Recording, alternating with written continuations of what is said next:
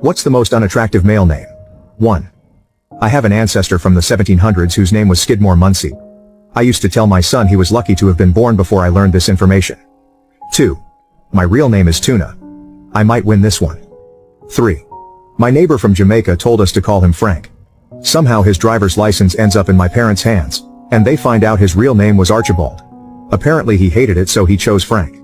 4. I have a guy in my class whose name is Blandon. I mean, he has bland in his name. 5. Pubert. 6. I met a dude named Jonald. Not a crumb of loving for that poor fella. 7. Bort.